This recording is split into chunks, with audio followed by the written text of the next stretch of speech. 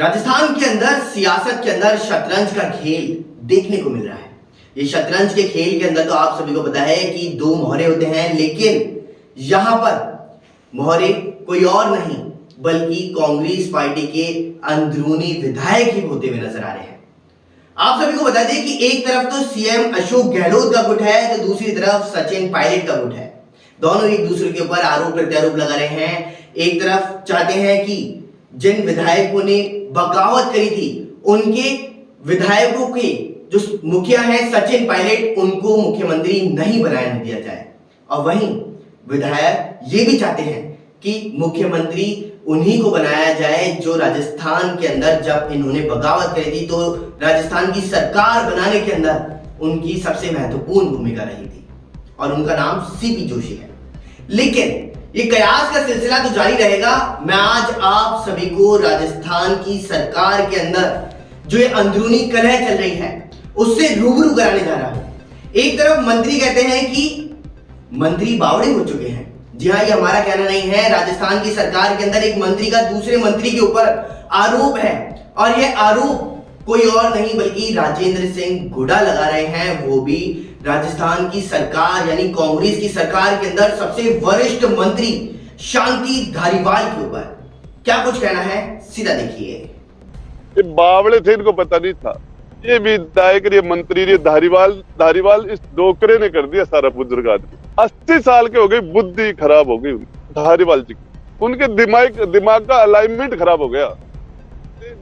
वो बुजुर्ग 80 साल के बुजुर्ग आदमी, दिमाग काम कम करता है। आप 1 to 1 कराइए ना सारे विधायक, पता चल जाएगा। 5 एमएलए बाहर नहीं जाएंगे, सारे 1 to 1। मैं आपको बताना चाह रहा हूं, ये मेरे साथ वाजिब अली था, लाखन मीना था, संदीप यादव था, और ये सारे हम दिल्ली में अजय माकन जी से मिले थे, और इन्होंने अजय माकन जी को वहां जो बात कही, चला के जाके बात कही थी उन्होंने कि आप सचिन जी को सीएम डिक्लेयर करो। आपको बताओ, सचिन पायलट सरकार रिपीट कर सकता है। तो अभी आपने सुना कि किस प्रकार से राजेंद्र सिंह हुड्डा कह रहे हैं कि ये तो बावले थे, इनको कुछ नहीं पता। वहीं अगर हम बात करें तो राजस्थान में मुख्यमंत्री अशोक गहलोत के सबसे चहेते जो मंत्री माने जाते हैं उनकी लिस्ट के अंदर उनका नाम खाचरियावास है, यानी कि प्रताप सिंह खाचरियावास। और अब प्रताप सिंह खाचरियावास खुश होते हुए नजर आ रहे हैं। एक तरफ तो अंदरूनी कलह चल रही है, दूसरी तरफ ये खुश इसलिए हो रहे हैं क्योंकि उनसे एक सवाल किया गया कि आपका चेहरा भी मुख्यमंत्री की रेस के अंदर सामने आ रहा है, तो वह खुश होकर के कहते हैं कि किसी का भी नाम आता है तो वह गलत क्या है। देखिए उनका आखिरकार क्या कुछ कहना है। किसको बनाना चाहते हो मुख्यमंत्री को, चर्चा किया आपसे? अब यार एक बात बताइए, सारी बात मेरे से सुनोगे क्या? अभी देखो तो सही। प्रताप जी एक आखिरी सवाल, नाम आ रहा है, आपके हाथ दुखने लगे। एक नाम आ रहा है। एक बात बताइए, यदि किसी का नाम आता है मुख्यमंत्री के लिए तो उसको बुरा लगता है क्या? सबको अच्छा लगता है, लेकिन ये फैसला विधायक करते हैं। और एक बात बताइए, यदि किसी का नाम आ रहा है और आप कह रहे हैं आपका भी नाम, मेरा नाम, मैं राजस्थान का सबसे बड़ा रोड मास्टर, मेरा नाम क्यों नहीं आ सकता? कोई गुनाह है मेरा नाम आना? किसी भी विधायक का नाम, 102 विधायक है कांग्रेस के, उनमें से किसी का भी विधायक का नाम आए, उन सब का आ सकता है, क्यों नहीं आ सकता? हर व्यक्ति डिजर्व करता है। ये काम सोनिया जी, राहुल जी और अशोक गहलोत जी बैठकर बात करके तय करेंगे, और वो जो तय होगा मंजूर होगा।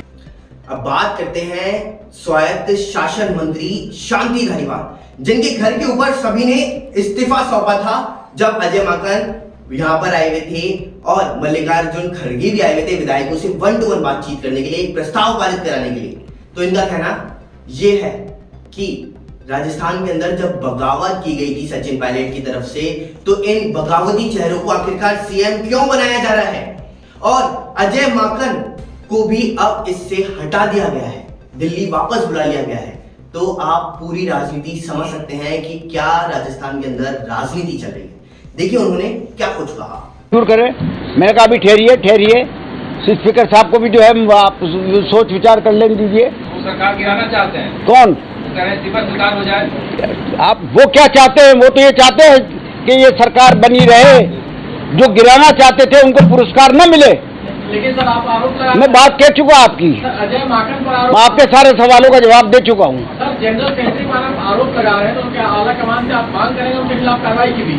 क्या कह रहे हैं? आप आरोप लगा रहे हैं अजय माकन पर कि उन्होंने आरोप लगा रहा हूँ। लेकिन सवाल आगे सर ये है कि जो आरोप लगा रहे हैं उसके बाद आप चाहते हैं कि लीडरशिप उनके ऊपर भी कोई कार्रवाई करे, अजय माकन पर भी कार्रवाई करे? ये लीडरशिप का काम है तय करना, कोई अपील? ये तय करना लीडरशिप का काम है। अगर लीडरशिप मुझे बुला करके पूछेगी कि चार्ज तुमने कैसे लगाया तो मैं सबूत दूंगा इस बात का। धारीवाल जी, कमलनाथ को मध्यस्थ बनाया गया है। कमलनाथ अब आगे बातचीत करेंगे, आप उससे 1-to-1 संवाद करेंगे कमलनाथ। अच्छी बात है, बहुत अच्छी बात है, क्योंकि आगे आप समझ ही जाओ आखिर माकन साहब को हटाने का क्या कारण रहा। तो क्या सीएम साहब अब राष्ट्रीय अध्यक्ष बनने जा रहे हैं या नहीं जा रहे हैं, इसका असर पड़ेगा? मैं नहीं कह सकता, ये फैसला उनको करना है। वहीं बात करें तो महिला विधायक भी अब पीछे नहीं है। इंदिरा मीना का कहना है कि जब हमें वहां पर साइन करने के लिए बुलाया गया था, जो अभी हाल ही के अंदर ये क्रम हुआ है कि विधायकों ने इस्तीफे दिए हैं, उस साइन की हम बातचीत कर रहे हैं, जो शांति धारीवाल के घर के ऊपर मीटिंग के अंदर ये सभी पहुंचे थे। तो उसमें उन्होंने कहा कि जब हमें साइन करने के लिए बुलाया गया तो वहां पे हमसे कहा गया कि या तो साइन कर दीजिए और अगर आपको ऐतराज है तो आप जा भी सकते हैं। लेकिन ये इंदिरा मीना कह रही हैं, हम नहीं कह रहे हैं।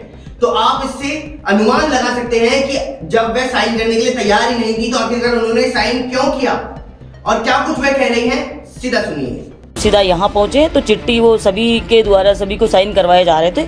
तो हमने एक बार कहा भी था कि साइन किसके हैं, तो फिर ठीक है, जो नहीं करना चाहे वो जा भी सकते हैं। इस तरीके से फिर वो गेट वेट लगा दिया गया था वहाँ पे, सभी लोग कर रहे थे। तो हमने भी क्या, मैंने कहा क्या साइन है, किसका साइन है, तो कर दिया। अगर पार्टी अशोक गहलोत जी को सीएम रखना चाहे तो हमारी कोई नाराज़ी नहीं। अगर पार्टी पायलट साहब को सीएम बनाना चाहे तो हमारी बिल्कुल नाराज़ी नहीं। मैडम एक चीज बताइए कि जैसे कल जिस तरीके से साइन कराए गए वहाँ पर एमएलए से इस्तीफे के लेकर के, आपका उसके बारे में क्या कहना है? क्या वो इस्तीफा देना सही था? प्रेशर डेवलप किया गया हाईकमान पे कि नहीं किया? नहीं, देखिए हमने तो उसके लिए भी कहा कि हम विरोध में शामिल नहीं है, हम विरोध नहीं करेंगे, विरोध में हम कोई शामिल नहीं है। उस चिट्ठी का रहस्य क्या है जो कहा जा रहा है कि 70-80? देखिए मैं तो सुबह 8 बजे से निकली हुई थी और रात को हम सीधा वहां से चलकर और सीधे यहीं पहुंचे थे। सचिन पायलट के समर्थक के अंदर इंदिराज गुजर उतरे हैं और उन्होंने कहा कि शेर और गीदड़, ऐसा एक मुहावरा उन्होंने पेश किया है जिससे हम आप सभी को रूबरू कराने जा रहे हैं, जिसमें शेर की तुलना तो सचिन पायलट से की गई है लेकिन गीदड़ों की तुलना राजस्थान के विधायकों से की गई है। तो सुनिए उन्होंने और क्या कुछ कहा। प्रकृति का नियम है कि ताकतवर के खिलाफ कमजोरों का समूह बनता है, और शेर जब जंगल में दौड़ता है तो सारे गीदड़ एक जगह हो जाते हैं, लेकिन फिर भी वो गीदड़ मिलकर एक शेर का मुकाबला नहीं कर पाते। बात करते हैं विधायक जोगिंदर सिंह की, जिन्होंने कहा कि विधायक दल की बैठक एक जल्दबाजी थी। आप भी बताइए कि राजस्थान के अंदर एक दिन पहले बता दिया जाता है कि विधायक दल की बैठक रखी जाएगी और अगले दिन रात्रि तक का समय दिया जाता है और विधायक के पास में एक दिन का लगभग पूरा मौका था, फिर भी ऐसा कहा जा रहा है। तो ये कहना तो कहीं ना कहीं गलत हो सकता है, लेकिन उन्होंने क्या कुछ कहा है सीधा सुनिए। मैंने तो नहीं सुने, मैं तो लेट पहुंचा था 6:30 के आसपास, लेकिन वहाँ विधायक साथी काफ़ी बड़ी संख्या में थे। और देखिए, अपनी भावनाओं को हाईकमान तक पहुंचाना कोई अपराध नहीं है।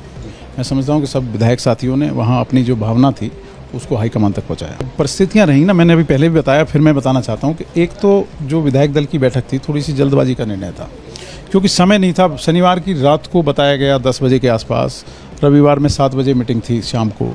तो आप समझ सकते हैं कि क्षेत्रफल बड़ा है राजस्थान का, सारे विधायक साथी नहीं आ सकते थे और शुक्रवार तक हाउस था। उसके बाद में फिर आप समझते हैं कि सारे लोग अपने अपने क्षेत्रों में जाते हैं, थोड़ी जल्दी थी। लेकिन अगर यही सोमवार को होती तो ज़्यादा लोग आ जाते। मुझे पूरा यकीन नहीं, अब ये सब भावनाएं थी अपनी अपनी लोगों की। यहाँ तो फ्रीडम है, हम लोग दूसरे दलों की तरह तो है नहीं कि जो अपनी बात नहीं कह सकते या अपनी बात को रख नहीं सकते।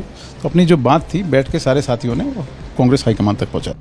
वहीं जब शकुंतला रावत जो राजस्थान के अंदर विधायक है उनसे बातचीत की गई तो उनका कहना था कि जब आज से 2 साल पहले सचिन पायलट ने बगावत करी थी तब हमें होटलों के कमरों के अंदर बंद कर दिया गया था, तब भी हमने आलाकमान का आदेश माना और अब भी हम आलाकमान का आदेश मानेंगे, लेकिन बगावती करने वालों के खिलाफ में कार्रवाई तो होनी चाहिए।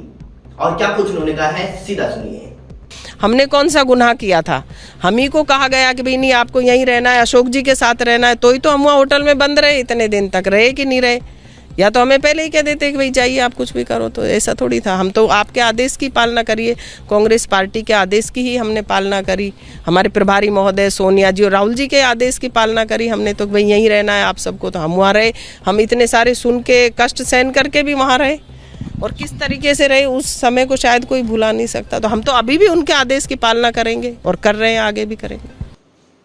तो आपने अभी सुना कि किस प्रकार से एक एक विधायक अपने अपने मंत्री, मुख्यमंत्री और इनके खिलाफ में बोलता हुआ नजर आ रहा है, लेकिन किसी को भी राजस्थान की जनता की फिक्र नहीं है। राजस्थान की सरकार गिर जाएगी या नहीं गिरेगी, राजस्थान का मुख्यमंत्री कौन होगा या कौन नहीं होगा, इसी को लेकर के चर्चाएं चल रही हैं। बल्कि इसके ऊपर किसी की भी अभी तक चर्चाएं नहीं है कि राजस्थान में बिजली का संकट सबसे ज्यादा मंडराया हुआ है। राजस्थान में अगर इस बार बारिश नहीं होती तो जल संकट एक बार फिर से मंडराया हुआ था। राजस्थान के अंदर रोजगार की कमी देखने को मिल रही है।